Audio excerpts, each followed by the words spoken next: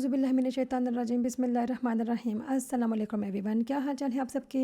उम्मीद करती हूँ कि आप सब लोग ठीक होंगे। अल्हम्दुलिल्लाह मैं भी खैरियत से हूँ। अल्लाह ताला का बहुत करम है माशाअल्लाह से।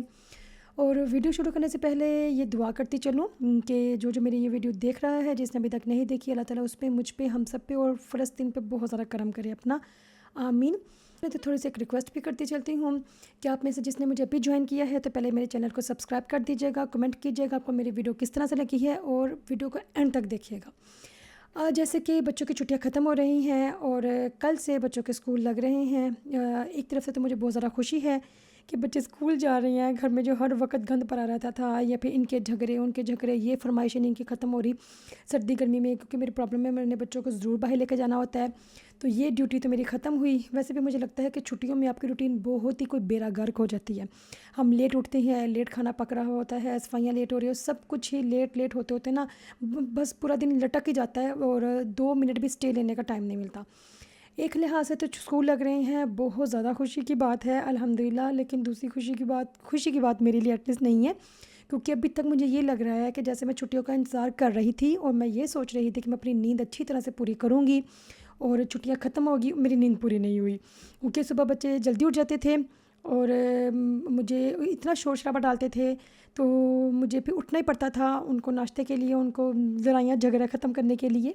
इसलिए ये बस एक गिला रह गया मेरी छुट्टियों से। और लेकिन ऐसा है कि बस मैंने आँख झपकी है और छुट्टियाँ ख़त्म हो गई। पता नहीं आप में से किसी के साथ भी ऐसा हुआ है कि नहीं, लेकिन मुझे तो एटलीस्ट यही फ़ील हो रहा है कि छुट्टियाँ बहुत जल्दी गुजर गई हैं। ओके, तो जो पहला जो महीना था ना, ये वैसे बचपन से सुनती आ रहे 3 महीने की छुट्टियाँ, 3 महीने की छुट्टियाँ। अभी कोई 3 महीने की छुट्टियाँ नहीं होती, हार्डली 2 महीने की होती है।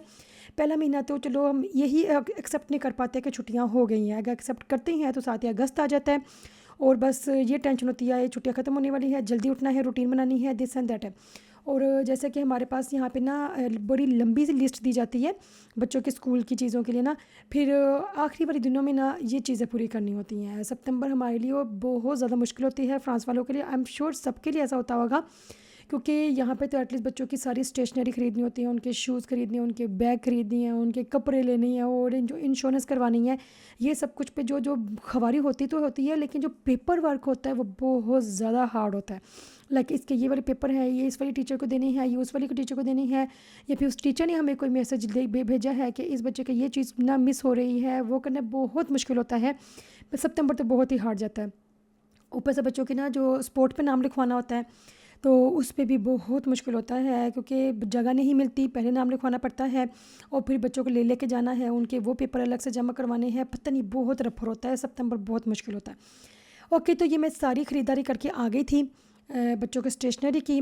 इतना मुझे इन्होंने तंग किया था कि मामा ये नहीं लेना, ये लेना है, फिर एक ही चीज़ मतलब इन्होंने बैग लेनी है, दो दो बैग में अटक गए, ये वाला लेना है, ये भी लेना है, मतलब एक चाहिए एक लो। इतना इन्होंने मुझे तंग किया तो किया, लेकिन कुछ ना मेरी भी अपनी कुछ ऐसा मसला है कि मैं चाहती हूँ कि मेरा जो छोटे वाला बेटा है माशाल्लाह से वो 1 क्लास में अभी गया है, तो मतलब पहले आप कह सकते हैं कि मोंटेसरी में था, जैसे प्ले जो क्या कहते हैं पाकिस्तान में ऐसा कुछ ना, जो जिसमें से बच्चे खेलते ही हैं, तो पहले वो उसमें था, तो अभी वो 1 क्लास में माशाल्लाह से गया है। तो उसके सब कुछ ना लेने वाला था, लाइक उसको पहले ना बैग अलाउ नहीं था, जैसे कोरोना हुआ था ना, उसके बाद उनको वो कहते थे मैक्सिमम चीज़ें हों ऐसी जो ना लेकर आएँ, बच्चा खाली आता है ताकि कम से कम ना जरासीम एक दूसरे को टच हो। तो बैग अलाउ बिल्कुल नहीं था है अभी, क्योंकि बैग भी लेना था, सारे पाउच वगैरह लेने थे। पाउच को कहते हैं थूस, अगर मैं दोबारा कोई ऐसा वर्ड बोलूँगी आप समझ आएगा मैं थूस क्या कह रही हूँ।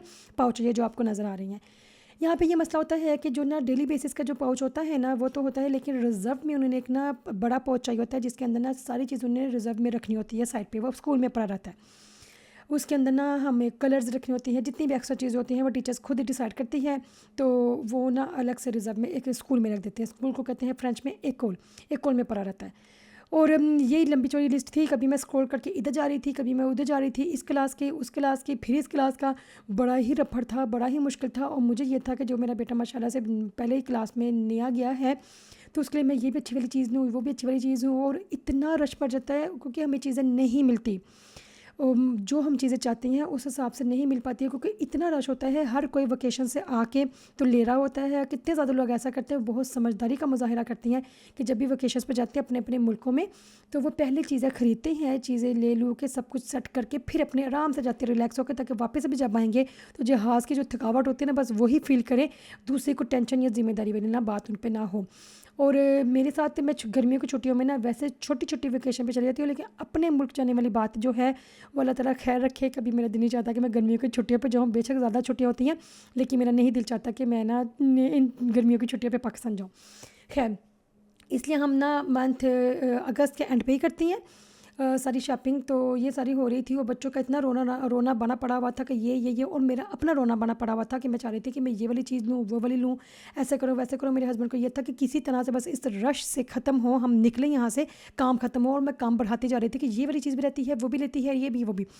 उनका भी मुझे गुस्सा पड़ता जा रहा था, बच्चों को भी देखती जा रही थी, ऊपर से गर्मी भी थी। बहुत बुरा हाल था, लेकिन शुक्र अल्हम्दुलिल्लाह शॉपिंग सारी होगी। कुछ कुछ चीज़ें जो थी वो अभी तक मिस हो रही थी, क्योंकि एक दो चीज़ तो मुझसे ही गुम हो गई थी। समझ नहीं आई, लेकर मैं आई थी 100%, मैं शोरूम में लेकर आई थी तो मिल नहीं रही। तो अभी वैसे भी ना स्कूल के 1 से 2 हफ्ते तक ये रोना बना पड़ा ही रहना है टीचर्स के साथ, बच्चों के साथ, कि ये वाली चीज़ मिस है, वो वाली चीज़ मिस है, ये वाली पूरी करें, वो वाली पूरी करें। ये तो चीज़ें होती रहनी है। वो टीचर्स जो हैं हमसे एक ना नोटबुक होती है, उसके ना थ्रू ना कॉरस्पॉन्डिंग करती है। वो हम उसने हमें जो मैसेज करना होता है वो उसमें लिख देते हैं, हमने जो मैसेज करना होता है हम उसमें लिख के भिजवा देते हैं। तो इस हिसाब से हमारी ना बात हो जाती है। ओके, ये भी मैं एक शीट बना रही हूँ, चिट बना रही हूँ, लाइक नोट बना रही हूँ कि जिस पे जो जो चीज़ें हमारी ना मिस हो गई हुई, ये भी नहीं मिल रही है, जो चीज़ें मुझसे गुम हो गई हुई हैं।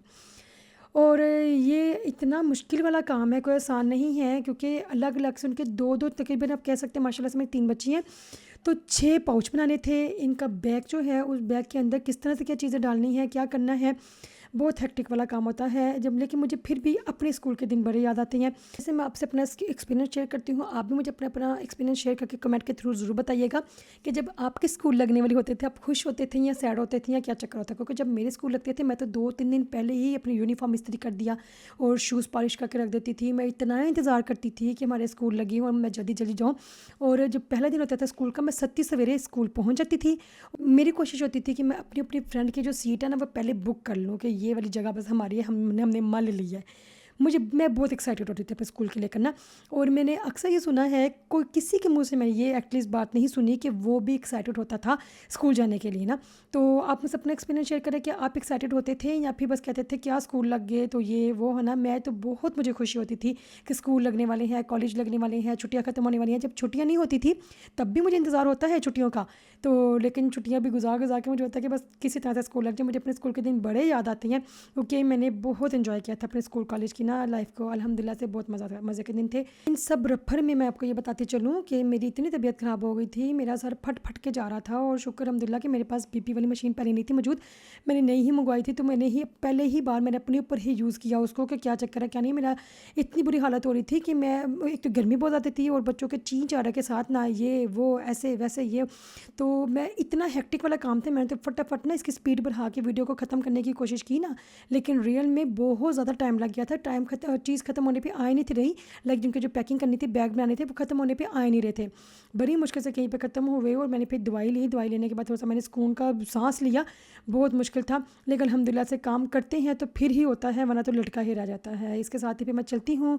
अपना बहुत ज़्यादा ख्याल रखिएगा। आई होप आप भी इस तरह के ही दिन से गुजर रहे होंगे। अपना एक्सपीरियंस ज़रूर शेयर कीजिएगा। अल्लाह हाफिज़।